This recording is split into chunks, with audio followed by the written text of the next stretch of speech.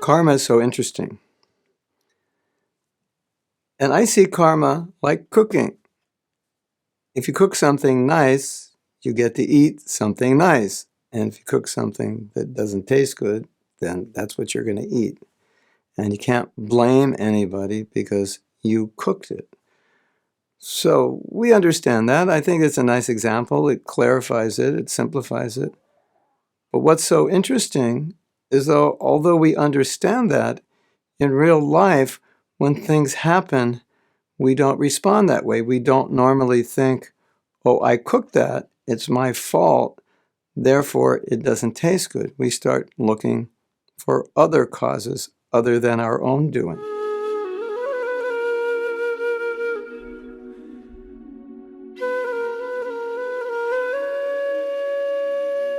And this comes up a lot in the forgiveness workshop. Because when devotees take a forgiveness workshop, I like to discuss this point and say, as devotees, we're experiencing some resentment for someone, some ill feeling towards someone. We think they did something wrong. We expected a certain behavior. And they didn't act that way, or they didn't act in Krishna consciousness, or they didn't act morally or justly. Okay, so that's an analysis of what happened. But when you bring karma into the equation, then what right ultimately do we have to feel offended if they are just messengers of my karma? They're just the burnt rice that I cooked.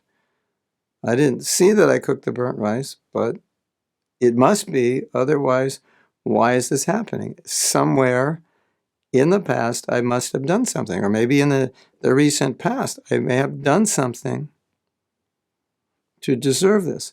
So it's very interesting because when we get emotionally involved in a situation, we don't think that way. We don't feel that way because emotions tend to cloud intelligence.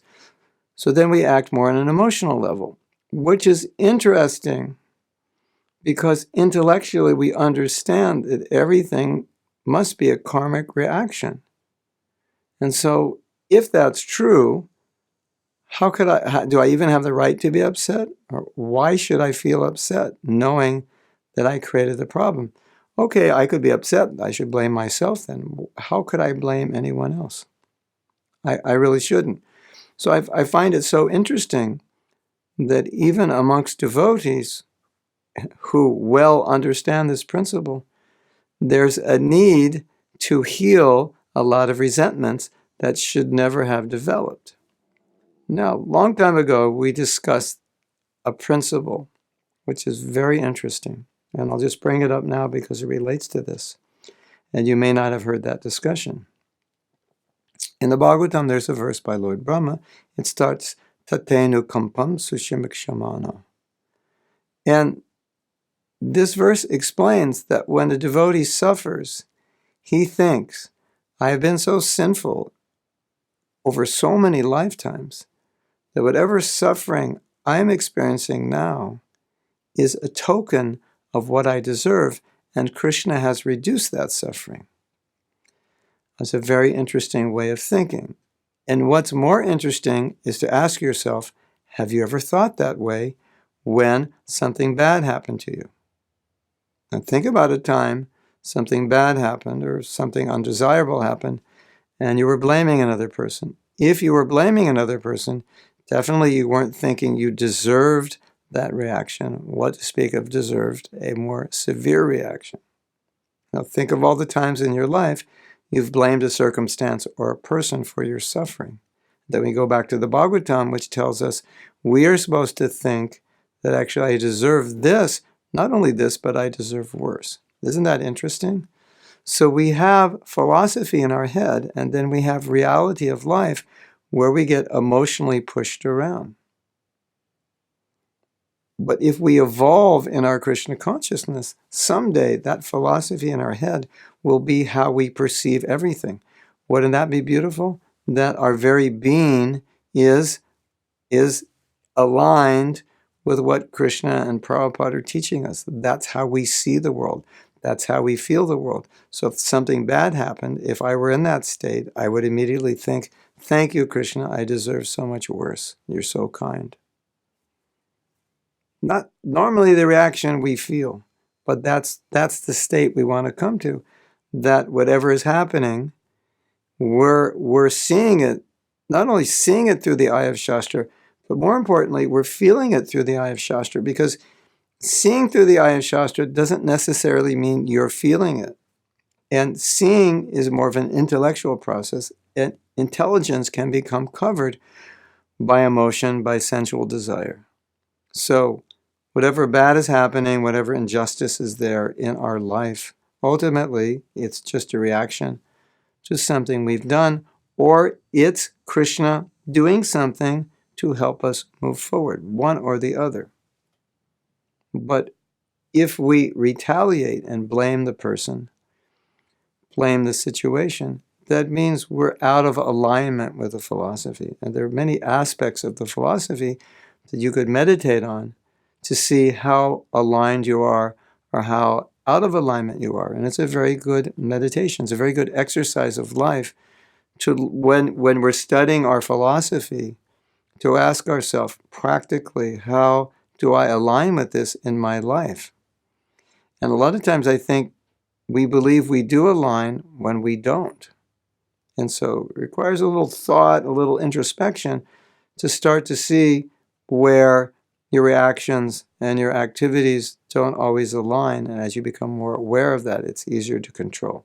But the main point is, ultimately, we want to imbibe the philosophy as a lifestyle, as a way of being, as a consciousness, as who we are.